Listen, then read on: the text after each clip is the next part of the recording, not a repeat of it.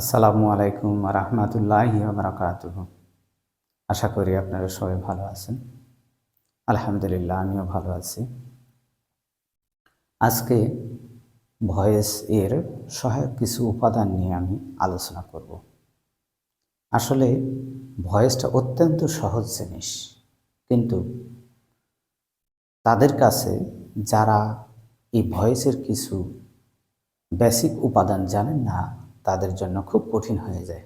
আজকে আমি সে বিষয়ে আলোচনা করতে যাচ্ছি। Okay, let's start. Here we see helps for voice. Voice করার জন্য যেগুলো আমাকে হেল্প করে। তো ভয়েস করতে গেলে প্রথমে আমাদের জানা থাকতে হয় টেন্সের উপর ধারণা। টেন্সের উপর কি ধারণা? আমরা সবাই জানি যে টেন্স গঠন করতে সাবজেক্ট লাগে, ভার্ব লাগে, অন্যান্য কিছু লাগে। তো এই ভয়েস যখন করি অ্যাক্টিভ, অর্থাৎ টেন্স অনুযায়ী যে বাক্যটা, সেটা আমাদের একটু বেসিক ধারণা থাকতে হবে।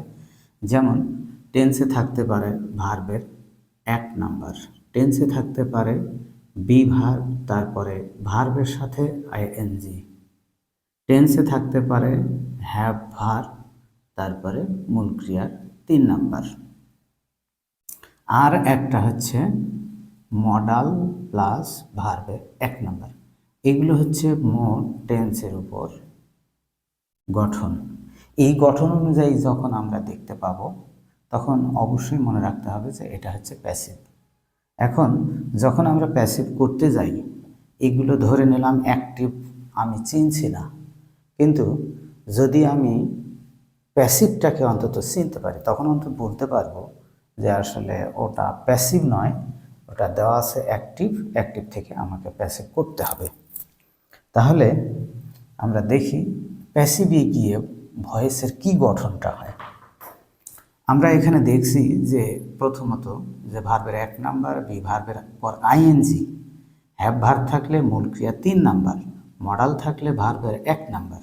তো প্যাসিভে গঠনটা কীরকম হয়? এটা যখন আমরা প্যাসিভ করি তখন একটাই মাত্র গঠন হয়, সেটা হচ্ছে বি ভার্ব আর মূল ক্রিয়ার 3 নাম্বার। এখানে একটা জিনিস লক্ষ্য করুন, বি ভার্বের পর মূল ক্রিয়ার 3 নাম্বার, এখানে কিন্তু সেই গঠন একটাও নেই। বি ভার্বের পর মেন ভার্বের আইএনজি, এখানে হ্যাভ ভার্ব আছে এবং এখানে কোনো বি ভার্ব নেই। যদি হ্যাভ এবং বি সহ থাকে তাহলেও মনে রাখতে হবে যে বি ভার্ব থাকলেই মূল ক্রিয়াটা সেখানে 3 নাম্বার থাকবে। তারপরে আরেকটা হচ্ছে মডালের পর ভার্বের 1 নাম্বার, এখানে যদি কখনো বি ভার্ব থাকে এটার সাথে, মডালের সাথে, তাহলেও বি ভার্বের পর মূল ক্রিয়াটা 3 নাম্বার থাকবে। আমরা একটু গঠনটা আরেকবার আলোচনা করি, তাহলে জিনিসটা সহজ হবে। ওকে, যেমন অ্যাক্টিভ আমি যদি লিখি আই ইট রাইস, অ্যাক্টিভ লিখলাম। এটাকে যদি প্যাসিভ করি তাহলে কি হয়? Rice is eaten by me. কিভাবে হলো? এখানে মেইন ভার্বের 1 নাম্বার, আমরা জানি সবাই যে মেইন ভার্বের 1 নাম্বার থেকে প্যাসিভ করতে গেলে প্রথমত মেইন ভার্বের গঠন অনুযায়ী, এই গঠন অনুযায়ী বি ভার্ব নিতে হবে। তাহলে মেইন ভার্ব হচ্ছে ইট এবং ইট এর বি ভার্ব হচ্ছে ইজ, অ্যামিজারের ইজ। তাহলে এখানে মেইন ভার্বের গঠনটা নেওয়া হলো, আর মেইন ভার্ব যেটা, মেইন ভার্বের এখানে ফর্মটা হচ্ছে সবসময় 3 নাম্বার। তাহলে এখানে কি দেখলাম যে বি ভার্বের পর মূল ক্রিয়া 3 নাম্বার এটা থাকছে, আর অ্যাক্টিভে থাকছে মেইন ভার্বের 1 নাম্বার। তাহলে অ্যাক্টিভে যদি মেইন ভার্বের 1 নাম্বার থাকে, প্যাসিভে থাকছে বি প্লাস V3। এটা একটা গঠন বুঝলাম। এবার আরেকটা গঠন বুঝি। অ্যাক্টিভে যদি, যেমন আই অ্যাম ইটিং রাইস, এখানে আমি রাইস লিখলাম অবজেক্ট, তাহলে প্যাসিভে হচ্ছে অবজেক্ট থেকে সাবজেক্ট রাইস ইজ, এরপর কি হচ্ছে? আমরা মূল ক্রিয়াটার ফর্মে বি ভার্বের সাথে আইএনজি করব। কেন সেটা করব? যে মূল ক্রিয়ার সাথে আইএনজি, মূল ক্রিয়ার গঠন অনুযায়ী আমরা যখন দেখছিলাম যে মূল ক্রিয়ার গঠন অনুযায়ী বি ভার্ব বসে, এখানে মূল ক্রিয়ার গঠন অনুযায়ী বি ভার্ব বসেছে, এবং তার আগে এখানে যেটা ইজ ভার্ব, সেটা হচ্ছে হেল্পিং ভার্ব। সেটা কি হেল্পিং ভার্ব? এখানে যেটা দেওয়া আছে সেই হেল্পিং ভার্ব। এখানে অ্যাম দেওয়া আছে, আমরা অ্যামটাকে এখানে শুধু ইজ করে লিখেছি। আই হলে অ্যাম হয়, রাইস হলে ইজ হয়। তার মানে অ্যামটাকে আমরা কোনো পরিবর্তন করিনি, যা আছে তাই লিখছি। কিন্তু আইএনজি যুক্ত ভার্ব, মেইন ভার্ব, এর কারণে বি ভার্বের সাথে আইএনজি করেছি। আর মূল ক্রিয়া ইট হচ্ছে ইটেন, তারপরে বাই মি যেটা আছে। আর এখানে তাহলে বোঝা যাচ্ছে যে মেইন ভার্বটা যে ফর্মে থাকে বি ভার্ব সেই ফর্মে, আর মূল ক্রিয়া 3 হবে। তাহলে এখানে কি দেখলাম যে অ্যাক্টিভে যখন বি প্লাস ভার্বের সাথে আইএনজি থাকছে, বি প্লাস ভার্বের সাথে আইএনজি, প্যাসিভে ওটা হচ্ছে বি থাকছে, আর আইএনজির জন্য হচ্ছে বি প্লাস আইএনজি, বিং মূল ক্রিয়া হচ্ছে 3 নম্বর। এরপর আমরা যদি দেখি পারফেক্ট টেন্সের গঠন, পারফেক্টের যদি গঠন দেখি তাহলে এখানে দেখব যে আই হ্যাভ ইটেন রাইস, আর রাইস। প্যাসিভে হচ্ছে রাইসটা অবজেক্ট থেকে সাবজেক্ট, রাইস হ্যাভ বা হ্যাজ আমরা এখানে রেখে দিলাম। এখানে আইয়ের জন্য হ্যাভ ছিল, রাইসের জন্য হ্যাজ হলো, হ্যাজ। তারপরে এখানে মূল ক্রিয়া 3 নম্বর। তাহলে আমরা কি করব, এই বি ভার্বের 3 নম্বর করব। বি ভার্বের 3 নম্বর হচ্ছে বিন। তারপরে মূল ক্রিয়া 3 নম্বর, এখানে ই এ টি ই এন 3 নম্বর, 3 নম্বরে থাকলো। তারপরে বাই, সূত্র অনুযায়ী মি।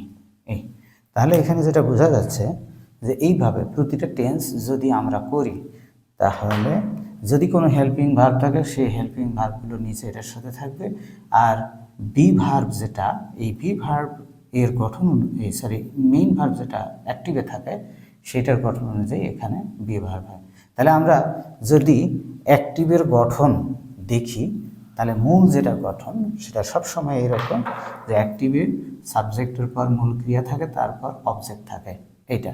কিন্তু প্যাসিভ যখনই আমরা করতে যাই তখনই দেখা যায় যে বি ভার্বের পর মূল ক্রিয়ার 3 নম্বর থাকে। এক কথায় আমাদের টেন্স যদি জানা থাকে, সেই টেন্সের উপর ভিত্তি করে প্যাসিভে যখনই যাব তখন বি ভার্বের পর মূল ক্রিয়ার 3 নম্বর থাকবে। এইটুকু জানা থাকলেই যথেষ্ট। তাহলে আমরা যে একটা সেন্টেন্স দেওয়া আছে সেটা অ্যাক্টিভে দেওয়া আছে না প্যাসিভে দেওয়া আছে সেটা আমরা সহজে বুঝতে পারবো। তাহলে অ্যাক্টিভ প্যাসিভ যদি আমরা চিনি তাহলে ভয়েস চেঞ্জ সহজে করতে পারবো। ওকে, এটা হচ্ছে টেন্স আন্ডারস্ট্যান্ডিং। টেন্স যদি জানা থাকে তাহলে অ্যাক্টিভ থেকে প্যাসিভ করা খুব সহজ হয়। এইবার আমরা আসি আন্ডারস্ট্যান্ডিং অফ সাবজেক্ট অবজেক্ট। আমরা সবাই জানি যে একটা সেন্টেন্স গঠন করতে সাবজেক্ট লাগে, ভার্ব লাগে, অবজেক্ট লাগে। কিন্তু সাবজেক্ট আর অবজেক্টটা যখন পরিবর্তন হয়, যেমন আই ইট রাইস, এটা যখন আমি বলছি তখন কি হচ্ছে, এই রাইসটা এখানে হয়ে যাচ্ছে অবজেক্ট থেকে subject, is eaten by me. এখানে কি হলো, আইটা হয়ে গেল মি। অর্থাৎ যদি অ্যাক্টিভের সাবজেক্ট আই থাকে, প্যাসিভে হচ্ছে মি। তো এই যে পরিবর্তনগুলো, এগুলো বিশেষ করে প্রোনাউন যখন থাকে, প্রোনাউন এর সাবজেক্ট থেকে অবজেক্ট পরিবর্তন হয় এবং সেটা অল্প কয়েকটা। তাহলে আমরা সেগুলো একটু দেখি। যেমন আই আমরা লিখলাম একটু আগে, আয়ের অবজেক্ট হচ্ছে মি, অথবা মি অবজেক্ট ফর্মে থাকলে সাবজেক্ট করার সময় মি থেকে আই করতে হয়। আয়ের অবজেক্ট মি, উইয়ের অবজেক্ট আস, তারপরে ইউ, এটা একটু ব্যতিক্রম, ইউ এর অবজেক্ট হচ্ছে ইউ। তারপরে যদি আমরা বলি হি, হি এর অবজেক্ট হচ্ছে হিম, শি, শি এর অবজেক্ট হচ্ছে হার। তারপরে ইট, ইটের অবজেক্ট হচ্ছে ইট। তারপরে যদি বলি দে, দে এর অবজেক্ট হচ্ছে দেম। অন্য কোনো যদি নাউন থাকে তাহলে সরাসরি ওটা নাউন হয়। যেমন যদি আমি লিখি রানা, অবজেক্ট হবে রানা। এইভাবে সাবজেক্ট অবজেক্টগুলো যদি পরিবর্তন বোঝা যায় তাহলে আমরা ভয়েস চেঞ্জ করতে গিয়ে আর কঠিন অনুভব করব না। ঠিক আছে, তাহলে এই সাবজেক্ট অবজেক্টগুলো আগে মনে রাখতে হবে, খেয়াল রেখে তারপর ভয়েস করতে হবে। তার আগে টেন্স জানতে হবে। এইভাবে সহজে ভয়েস চেঞ্জ করা যায়। এইবার আমরা ফর্মের বিষয়ে আসি। ফর্ম, যে একটা টেন্সের মধ্যে যখন আমরা ভার্বের গঠনগুলো জানি না, অর্থাৎ ভার্বের 1, ভার্বের 2, ভার্বের 3, এই গঠনগুলো যখন জানি না তখনও সেটা কঠিন হয়ে যায়। ভার্বের 1, 2, 3 বলতে আমরা কি বুঝি? ভার্বের 1 মানে হচ্ছে এটা হচ্ছে প্রেজেন্ট, এটা হচ্ছে প্রেজেন্ট ফর্ম। আর ভার্বের 2 মানে হলো ভার্বের পাস্ট ফর্ম, আর ভার্বের 3 নম্বর মানে এটাকে বলা হয় পাস্ট পার্টিসিপল। তো এইগুলো ভার্বের প্রতিটা ভার্বের এরকম 1 2 3 আছে।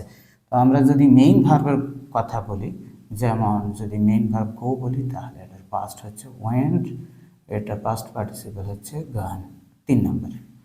আর এটার যদি কোনো হেল্পিং ভার্ব দেওয়া হয়, যেমন ধরো যে বি ভার্বের 1 নম্বর, তার মানে এম ইজ আর, এটা হচ্ছে 1 নম্বর। আর বি ভার্বের 2 মানে হচ্ছে ওয়াজ অথবা ওয়ার, তাহলে এটা হচ্ছে বি ভার্বের 2। এবং 3 নম্বর হচ্ছে বিন।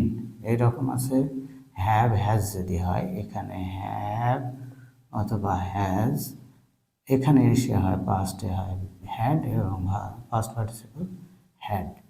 এইভাবে হেল্পিং ভার্বগুলো, যেমন ডু অথবা ডাজ, এটার V2 হচ্ছে ডিড, এটা হচ্ছে V3। ডু ডিড ডান আসলে মেইন ভার্বের জন্য এটা ডানটা হয়, আর হেল্পিং ভার্বের জন্য শুধু 2টাই ফর্ম হয়। তাহলে এইভাবে ভার্বের যদি ফর্মগুলো জানা থাকে, টেন্স যদি চিনতে পারা যায়, আর সাবজেক্ট অবজেক্ট যদি চেনা যায়, তাহলে আমরা সহজে ভয়েস চেঞ্জ করতে পারবো। এগুলো হচ্ছে ভার্বের 3টা ফর্ম, ভার্ব 1 2 3। আবার কখনো কখনো এটুকু একটু জানিয়ে রাখি, সেটা হচ্ছে ভার্বের 4 নম্বরে কখনো বলা হয়, যেমন গো ভার্বের যে কোনো ভার্বের সাথে আইএনজি কে বলা হয় ভার্বের 4 নম্বর। যেমন গো ভার্বের 4 নম্বর হচ্ছে গো, এর সাথে আইএনজি গোয়িং। বি ভার্বের 4 নম্বর হচ্ছে বি, এর সাথে আইএনজি বিং। হ্যাভ ভার্বের 4 নম্বর হচ্ছে হ্যাভ, তার সাথে আইএনজি হ্যাভিং। ডু ডাজের এখানে আসলে মেইন ভার্ব হিসেবে যদি ব্যবহার হয়, এটা হয় ডুইং। তাহলে এইভাবে আমরা দেখছি যে ভার্বের ফর্মগুলো জানা থাকতে হবে, তারপরে টেন্স জানতে হবে, সাবজেক্ট অবজেক্ট জানতে হবে, তাহলে আমরা ভয়েসটা খুব সহজে করতে পারি। এইবার আমরা যে বিষয়টাতে আসবো সেটা হচ্ছে, আমরা ধরি যে সাবজেক্ট চিনলাম, অবজেক্ট চিনলাম, টেন্সও চিনলাম, কিন্তু অনেক সময় কিছু কিছু বাড়তি অংশ থাকে যেগুলোকে অনেক সময় বলা হয় অ্যাডভার্ব বা অবজেক্টের কোনো বাড়তি অংশ, অর্থাৎ others out of subject verb object. Subject verb object বাদ দিয়ে অন্য যে জিনিসগুলো থাকে, এগুলো অনেক সময় আমাদেরকে মানে জটিলতায় ফেলে। এইটার জন্য একটু আমি আলোচনা করছি, সেটা হচ্ছে যেমন উই মেক হাউস ফর, এখানে দিচ্ছি আমি ফর লিভিং, এখানে দেখা যাচ্ছে যে সাবজেক্ট হচ্ছে উই, ভার্ব হচ্ছে মেক, হাউস হচ্ছে অবজেক্ট। তাহলে এই যে অতিরিক্ত অংশটা, এই অংশটা অনেক সময় আমরা চিনি না।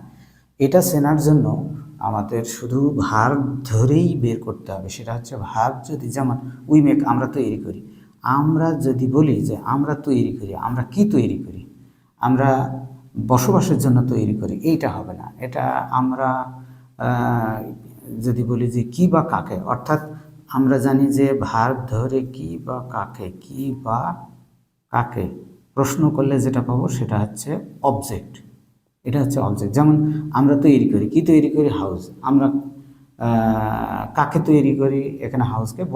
বস্তু হলে এটা কি দ্বারা প্রশ্ন করা হয়, আর ব্যক্তি হলে সেটা কাকে দ্বারা প্রশ্ন করে। তাহলে অবজেক্টকে আমি এখানে আলোচনায় আনলাম এই কারণে যে অবজেক্টটা যদি চিনতে পারি, অবজেক্ট বাদ দিয়ে বাকি সব এগুলো সাধারণত অ্যাডভার্বের মধ্যে পড়ে যায়, এটা হয় অ্যাডভার্ব। এখন প্রশ্ন হলো যে অ্যাডভার্ব আমি বাকি দিয়ে বুঝবো না, আমি বুঝবো কিভাবে অ্যাডভার্ব পাওয়া যায়। এই ভার্ব ধরে যদি প্রশ্ন করি, এই কয়েকটা, কখন, কোথায়, কিভাবে, আর হচ্ছে কেন, এই প্রশ্নগুলো যখন আমরা করব ভার্ব ধরে, তখনই আমরা দেখব যে অতিরিক্ত অংশের উত্তরগুলো পেয়ে যাচ্ছে। আর অতিরিক্ত অংশের উত্তর পেলেই এটা হবে তখন অ্যাডভার্ব, এটা হচ্ছে অ্যাডভার্ব। তাহলে আমরা তৈরি করি, কেন তৈরি করি, ফর লিভিং, বসবাসের জন্য তৈরি করি। তাহলে এখানে কেন প্রশ্নের উত্তর, এটা হচ্ছে অ্যাডভার্ব, এটা হচ্ছে অ্যাডভার্ব। তাহলে এইভাবে একটা সাবজেক্ট ভার্ব অবজেক্ট যুক্ত সেন্টেন্সের যে অতিরিক্ত অংশ সেইটা আমরা বের করতে পারি। বিশেষ করে সেটা সাধারণত অ্যাডভার্ব হয়ে থাকে। এখন কেন অ্যাডভার্ব হয়ে থাকে সেটা হচ্ছে এই কয়েকটা প্রশ্ন করে ওই উত্তরগুলো পাওয়া যায়। আর অবজেক্ট পাওয়ার জন্য এটা যদি মনে রাখা যায়, বাকিগুলো সাধারণত ওইগুলো অতিরিক্তের মধ্যে পড়ে। আর একটা জিনিস যে এই অ্যাডভার্বটা অনেক সময় সাবজেক্টের আগে বসে। এখানেই যেমন আমি যদি লিখি for living we make house, বসবাসের জন্য আমরা বাড়ি তৈরি করি। আবার এটা এমনও হতে পারে যে একটা অবজেক্ট আছে আর একটা অবজেক্ট, অর্থাৎ একটা সেন্টেন্সে দুইটা অবজেক্ট আছে, যেমন দ্য কাউ গিভ ভার্ব দিয়ে দিচ্ছি, তাহলে the cow third person number gives us milk. এখানে আর একটা জিনিস সেটা হলো যে গিভ মানে দেয়। যদি বলি কি দেয় তাহলে উত্তর পাচ্ছি আমি। আচ্ছা, যদি বলি কাকে দেয়, এটা কাকে দ্বারা প্রশ্ন করে উত্তর পেলাম। আর যদি বলি যে কি দেয়, এটা কি দ্বারা প্রশ্ন করে উত্তর পেলাম। তাহলে এখানে দেখা যাচ্ছে যে দুইটা অবজেক্ট আছে। তো একটা ভয়েস চেঞ্জ করতে গেলে দুইটা অবজেক্ট অনেক সময় থাকতে পারে, এবং যখন আমরা এই দুইটা অবজেক্ট পাই তখন প্যাসিভ করতে গেলে এটা একটু জটিল হয়। সেটার জন্য আমি আরেকটু বলছি যে এই দুইটা অবজেক্ট যুক্ত যখন অ্যাক্টিভ থাকে, ধরুন এটা অ্যাক্টিভ, তাহলে আমি প্যাসিভ করছি। তাহলে করা যাবে এরকম যে এখানে দুইটা অবজেক্ট, যে কোনো একটা অবজেক্টকে সামনে আগে নিব। তাহলে আস এটা ধরে নেই যে অবজেক্ট, এটাকে সাবজেক্ট করলে হচ্ছে উই, আর এখানে গিভস আছে ভার্বের 1 নাম্বার। তাহলে কি করতে হবে, helping verb am is are, we এর জন্য হয় আর, উই আর। মেইন ক্রিয়া কি, গিভ, 3 নাম্বার হচ্ছে গিভেন, উই আর গিভেন। তারপরে এই যে অতিরিক্ত যে অবজেক্ট আর একটা থাকে সেইটা মূল ক্রিয়া 3 নম্বরের পরেই লিখতে হয়, উই আর গিভেন মিল্ক। তারপরে সূত্র অনুযায়ী আসে যেটা বাই, তারপরে দ্য কাউ। এখন এখানে একটা অবজেক্ট নিলাম, যদি আরও অবজেক্ট থাকে সেই ক্ষেত্রে এখানে শুধু এই অবজেক্ট নয়, অন্য অবজেক্টটাকে নিয়েও আমি আর একটা বাক্য তৈরি করতে পারি। যেমন এটা প্যাসিভ করি মিল্ক কেনে, যদি আমি করি মিল্ক, এখানে আমি যারের বদলে আরের বদলে এখানে আমি মিল্ক থার্ড পারসন সিঙ্গুলার, এর জন্য ইজ, তারপরে মূল ক্রিয়া 3 নম্বর মিল্ক ইজ গিভেন। এরপর দেখা যাবে আর একটা অবজেক্ট আছে, সেটা আমরা এখানে ব্যবহার করব। তাহলে মিল্ক ইজ গিভেন আস সূত্র অনুযায়ী হচ্ছে বাই, তারপরে হচ্ছে the cow. Milk is given us by the cow, অথবা we are given milk by the cow. এটা দুই উপায়ে করা যায়, এটা অনেক সময় জটিল হয়ে থাকে। তাহলে হেল্পস ফর ভয়েসের জন্য যেই সব বিষয় ভয়েসকে সহজ করার জন্য হেল্প করে সেই বিষয়গুলো নিয়ে আমি 4টা পয়েন্টে আলোচনা করলাম। এই আজকের আলোচনা এই পর্যন্তই ছিল। আর পরবর্তী সহজভাবে যে কোনো গ্রামেটিক্যাল আইটেম বোঝার জন্য অবশ্যই আপনারা আমার চ্যানেলটাকে সাবস্ক্রাইব করে রাখবেন। পরবর্তী ভিডিও দেখার জন্য আমন্ত্রণ জানিয়ে এ পর্যন্ত শেষ করছি। আসসালামু আলাইকুম ওয়া রাহমাতুল্লাহি ওয়া বারাকাতুহু।